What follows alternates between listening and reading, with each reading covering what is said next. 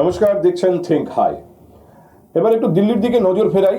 দিল্লিতে যে রাজনীতি চলছে, আপনারা জানেন বাজেট সেশন চলছে পার্লামেন্টে, এবং সেখানে রাহুল গান্ধী একটি বই থেকে কয়েকটি লাইন পড়তে চেয়েছেন। তাতে প্রবল আপত্তি কেন্দ্রীয় প্রতিরক্ষা মন্ত্রীর, প্রবল আপত্তি কেন্দ্রীয় স্বরাষ্ট্রমন্ত্রীর, এবং তাই নিয়ে প্রাথমিকভাবে সেখানে অধিবেশন প্রায় ভণ্ডুল হয়ে যায়। পরবর্তীতে এই অধিবেশনে এই বিষয়টি নিয়ে গোলমাল কিন্তু হয়েছে। অধিবেশন সেভাবে বুধবারও যে সুষ্ঠুভাবে চালানো গেছে এরকম নয়, মুলতবি করে দিতে হয়েছে। এবং রাহুল গান্ধী পার্লামেন্টের সামনে, পার্লামেন্টের চত্বরে লবিতে একটি বই হাতে অপেক্ষা করছিলেন। কার জন্য অপেক্ষা করছিলেন?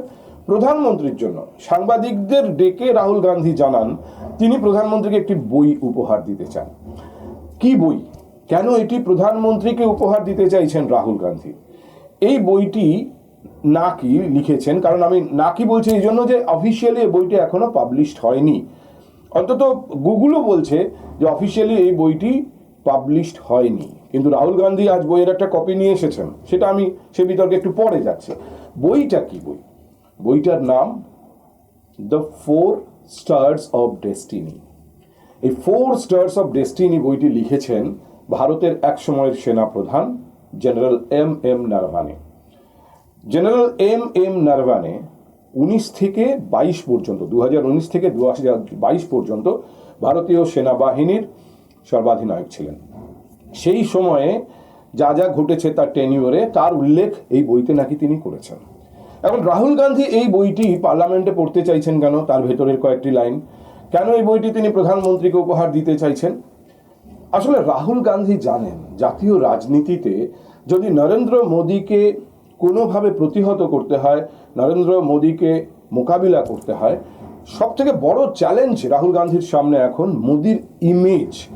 বিশেষ করে অপারেশন সিন্দুরের পর নরেন্দ্র মোদীর যে ইমেজ তৈরি হয়েছে দেশের সামনে, দেশের মানুষের সামনে, যে ভারতের দিকে যারা চোখ তুলে তাকাবে, ভারতের ক্ষতি করার চেষ্টা করবে, তাদের ভারত তার বাড়ি পৌঁছে মারবে। এই যে অদ্ভুত একটা ইমেজ নরেন্দ্র মোদী তৈরি করে ফেলেছেন, এই ইমেজকে কোনোভাবে ক্ষতিগ্রস্ত করতে না পারলে এই নরেন্দ্র মোদীর সঙ্গে মোকাবিলা করা রাহুল গান্ধীর পক্ষে অসম্ভব। এটা রাহুল বুঝতে পারছেন। সেই জন্য তার এখন মুখ্য উদ্দেশ্য হচ্ছে যে কোনোভাবে এটা প্রতিপন্ন করা যে নরেন্দ্র মোদীর যে ছবিটা আমরা দেখছি, যে ইমেজটা আমাদের সামনে রাখা হচ্ছে, এটা আসলে একটা ইলিউশন। আসলে নরেন্দ্র মোদী অত্যন্ত দুর্বল চিত্তের একজন মানুষ, এবং এইটা এস্টাবলিশ করবার জন্যই রাহুল গান্ধী ওই বইটির কয়েকটি লাইনের ওপর নির্ভর করেছেন। তিনি বইটি পড়বার চেষ্টা করেছেন অধিবেশনের ভেতরে, তাকে বাধা দেওয়া হয়েছে। কারণ ভারতীয় সংসদ যে চলে, আইন অনুযায়ী চলে, সংসদের যে আইন রয়েছে তার 349 ধারায় এটা বলা আছে যে যে বই প্রকাশিত হয়নি সেই রকম কোনো বই বা নথি পার্লামেন্টের ভেতরে অধিবেশন চলাকালীন গ্রহণযোগ্য নয়। সেই জন্য রাহুল গান্ধী শেষ পর্যন্ত এই আইনের কারণেই পড়তে পারেননি, এবং পরবর্তীতে তিনি যখন সাংবাদিকদের সঙ্গে লবিতে কথা বলেছেন বই হাতে এসে প্রধানমন্ত্রীকে উপহার দেব, তখনও তিনি বলেছেন যে আমি বইটিকে কোট করতে পারছি না, পার্লামেন্টের লবিতে কোনো একটা আইনি বাধা আছে। কিন্তু ওই বইতে কি আছে, কি এমন লাইন যা প্রধানমন্ত্রীর এই ইমেজ ক্ষতিগ্রস্ত করতে পারে? যেটুকু উনি বলেছেন, তারপরে আমি মোটামুটি ইন্টারনেট ঘেটে যেটুকু এ ব্যাপারে জানতে পেরেছি সেটুকু আপনাদের জানাই। নারভানে যখন ভারতের সেনাবাহিনীর প্রধান ছিলেন, ঠিক সেই সময় 2020 সালে চীনের সঙ্গে ভারতের যুদ্ধ প্রায় বাঁধে বাঁধে এরকম অবস্থা হয়েছিল। আপনাদের মনে আছে ডোকলামের ঘটনা? সেই সময়ে নারভানে কি কথা বলেছিলেন প্রতিরক্ষা মন্ত্রীর সঙ্গে, এবং সেখান থেকে তিনি কি জবাব পেয়েছিলেন, এইটা নাকি তিনি লিখেছেন। বইটি প্রকাশিত হয়নি, আমি আবার বলছি, কিন্তু নারভানে কি লিখেছেন? 2020 সালটা খুব গুরুত্বপূর্ণ। মনে রাখবেন আমরা সবাই তখন গৃহবন্দী, ভয়ঙ্কর রকম করোনা চলছে, এবং এই যে ডোকলামের ঘটনাটা এটা সম্ভবত আগস্টের 20 তারিখ। আগস্টের 20 মানে মে, জুন, এপ্রিল, মে, জুন, জুলাই, আগস্ট, এই 5-6 মাস করোনার সব থেকে ভয়ঙ্কর ভ্যারিয়েন্ট ডেল্টা দাপিয়ে বেড়াচ্ছে দেশ জুড়ে। বহু মানুষ মারা গেছেন সেই সময়, বহু পরিবার ক্ষতিগ্রস্ত হয়েছে সেই সময়। সেই রকম একটা আবহে ওই পাহাড়ের ওপরে সেখানে চাইনিজদের সঙ্গে, চাইনিজ সেনাবাহিনীর সঙ্গে ভারতীয় সেনাবাহিনীর সদস্যদের সংঘর্ষ হয়। ভারতের বেশ কিছু সেনা সেখানে মারা যান। গুলি চলেনি, কাঁটা বসানো ডান্ডা নিয়ে এসেছিল চীনারা, তারা ওটা ব্যবহার করেছে। ভারতীয় সেনাবাহিনীর যারা ছিলেন, গুলি চালানো যাবে না যেহেতু সিজফায়ার এগ্রিমেন্ট রয়েছে দু দেশের মধ্যে, তারা প্রতিহত করেছেন। এ নিয়ে বিরাট বিতর্ক হয়েছিল পরবর্তীতে। কিন্তু এই বইটি নতুন করে যে বিতর্কটা উস্কে দিচ্ছে তা হলো জেনারেল নারাভানে লিখছেন, তিনি তখন সেনাপ্রধান।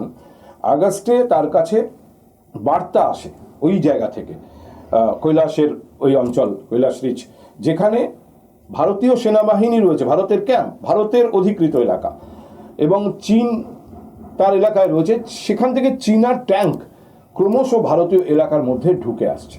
নারাভানে নাকি লিখেছেন যে তিনি যখন এই খবর পাচ্ছেন সীমান্ত থেকে যে চীনা ট্যাঙ্ক ভেতরে ঢুকে আসছে, তিনি বারবার দিল্লিতে যোগাযোগ করার চেষ্টা করেন, দিল্লিকে জানান যে আমার কি করা উচিত, আমাকে আপনারা নির্দেশ দিন। কারণ পরিষ্কারভাবে সরকারের উপর মহল থেকে, প্রতিরক্ষার সব থেকে উপর মহল থেকে, এবং অফকোর্স প্রধানমন্ত্রীর দপ্তর থেকেও সম্ভবত এরকম নির্দেশই তাদের কাছে ছিল যে গুলি চালানো যাবে না যতক্ষণ পর্যন্ত না ওপর থেকে বলা হচ্ছে চীনের বিরুদ্ধে সরাসরি ফায়ার ওপেন করা যাবে না। ফলে নারাভানে কিন্তু একটা কোনো নির্দেশের অপেক্ষায় ছিলেন। তিনি লিখেছেন, এই নির্দেশ যতক্ষণ আমি ওপর থেকে পাচ্ছি, যারা ওখানে ওই চীনা ট্যাঙ্কের মুখোমুখি হয়ে দাঁড়িয়ে আছে আমার সেনারা, তাদেরকে আমি কিছু বলতে পারছি না। কিন্তু গুলি চালানোর অর্থ ইটস আ ওয়ার, তখন কিন্তু যুদ্ধ বেঁধে যাবে। সিদ্ধান্ত কে নেবেন? নারাভানে লিখেছেন, আমি প্রতিরক্ষা মন্ত্রীর সঙ্গে যোগাযোগ করি। প্রথমে তিনি আমার প্রশ্নের কোনো জবাব দেননি, তারপরে যোগাযোগ রাখেননি, এবং পরবর্তীতে একটা প্রাইভেট ফোন কলে তিনি আমাকে জানান তিনি ওপর মহলের সঙ্গে কথা বলেছেন। স্পষ্ট ইঙ্গিত তিনি প্রধানমন্ত্রীর সঙ্গে কথা বলেছেন। কিন্তু যেটা বলেছেন প্রতিরক্ষামন্ত্রী রাজনাথ সিং, নারাভানে লিখেছেন তিনি জানান আমি ওপর মহলের সঙ্গে কথা বলেছি। এবং নির্দেশটা কি? নির্দেশ হচ্ছে, যা প্রয়োজন মনে হচ্ছে করুন, do whatever you think better, আপনার যা মনে হয়। এবং এই যে কথাটা সেনাপ্রধানকে বলা হচ্ছে, এর স্পষ্ট ইঙ্গিত হচ্ছে সিদ্ধান্ত নেওয়ার ক্ষমতা সেনাপ্রধানের হাতে দিয়ে দেওয়া হচ্ছে। ভারতের সরকারের সর্বোচ্চ সিদ্ধান্ত গ্রহণের ক্ষমতা প্রধানমন্ত্রীর, প্রতিরক্ষা সংক্রান্ত সিদ্ধান্ত গ্রহণের ক্ষমতা প্রতিরক্ষা মন্ত্রীর, জাতীয় প্রতিরক্ষা উপদেষ্টা রয়েছেন অজিত দোভাল, তারও কাছ থেকে পরামর্শ আসতে পারে। কিন্তু এখানে কি করা হয়েছিল না, জেনারেল নারাভানে যিনি সেনাবাহিনীর অধিনায়ক, তাকে বলা হয়েছিল আপনি সিদ্ধান্ত নিন, যেটা ভালো মনে করেন করুন। রাহুল গান্ধী এইটাকে অস্ত্র করছেন। তিনি বোঝাতে চাইছেন যে এই সিদ্ধান্ত নেওয়ার ক্ষমতা নরেন্দ্র মোদীর ছিল না, তিনি আসলে দুর্বল চিত্তের মানুষ। মুখ্য উদ্দেশ্য রাহুল গান্ধীর এটা প্রতিপন্ন করা, এবং সেই জন্য তিনি ওই বই হাতে ঘুরছেন। আমার কাছে খুব ইন্টারেস্টিং লেগেছে যে গুগলের ইনফরমেশনও বলছে বইটি প্রকাশিত হয়নি, কারণ ভারতের সেনাপ্রধান, অবসরপ্রাপ্ত সেনাপ্রধান যখন কিছু লিখবেন, তিনি সেনাপ্রধান হিসেবে অনেক কিছু জানতেন। ফলে সেখান থেকে এমন কিছু তিনি লিখে দিচ্ছেন কিনা, প্রকাশ করে দিচ্ছেন কিনা, যা ভারতের স্বার্থের বিরুদ্ধে যেতে পারে, এইটা দেখে নিয়ে তবেই ছাড়পত্র দেওয়া হয়। শুধু সেনাপ্রধান না, এই ধরনের অবস্থানে যারা যারা থাকেন, তারা যদি ভবিষ্যতে কখনো অটোবায়োগ্রাফি, নিজের আত্মজীবনী লেখেন, তাদেরকে এই নিয়ম মেনে চলতে হয়। আগে সরকার পর্যালোচনা করে দেখবে তিনি যা লিখেছেন তা গ্রহণযোগ্য কিনা, প্রকাশিত যোগ্য কিনা। যদি কোথাও সরকারের মনে হয় যে না, এখানে এমন কিছু তথ্য আছে যা সরকারের বিরুদ্ধে যাবে, ভারতের স্বার্থের বিরুদ্ধে যাবে, তারা বাধা দিতে পারেন, আটকে দিতে পারেন প্রকাশনা। এখনো পর্যন্ত জেনারেল এম নারাভানের এই বই ফোর স্টার্স অফ ডেস্টিনি প্রকাশ করার অনুমতি পায়নি, তা এখনো পর্যালোচনার স্তরে আছে।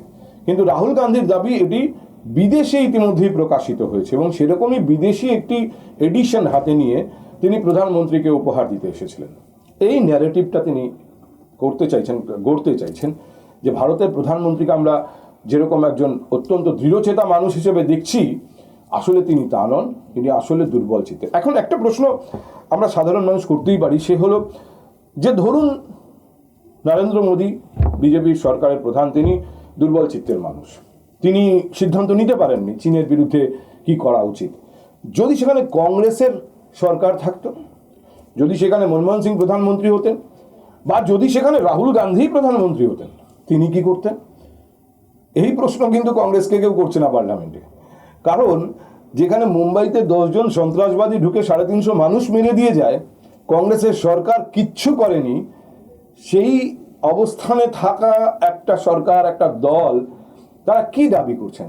চীনের বিরুদ্ধে তারা গুলি চালানোর নির্দেশ দিতেন? যদিও এটা রাজনীতির অংশ, শুধু এটা আপনাদের আবার বলছি, সাধারণভাবে দেখেই মনে হচ্ছে রাহুল গান্ধীর সামনে সব থেকে বড় চ্যালেঞ্জ, সরাসরি তিনি প্রধানমন্ত্রীর ইমেজকে চ্যালেঞ্জ করতে চাইছেন, ইমেজকে ক্ষতিগ্রস্ত করতে চাইছেন, এবং সেই জন্য তিনি প্রথমে ভোট চুরির অপবাদ অনেকগুলো তিনি প্রেস কনফারেন্স করেছেন, বিভিন্ন উদাহরণ দিয়ে দেখিয়েছেন। সত্যি কথা বলতে কি, বিষয়টা যে বিরাট দাগ কাটতে পেরেছে তা নয়, তার থেকে এসআইআর বিরোধী আন্দোলন মমতা বন্দ্যোপাধ্যায় দিল্লিতে যা করেছেন তা জাতীয় রাজনীতিতে অনেক বেশি আলোড়ন ফেলেছে। এবার রাহুল গান্ধীর হাতে ভারতের অবসরপ্রাপ্ত সেনা প্রধানের একটি বই। দেখা যাক এই বিতর্ক কত দূর যায়।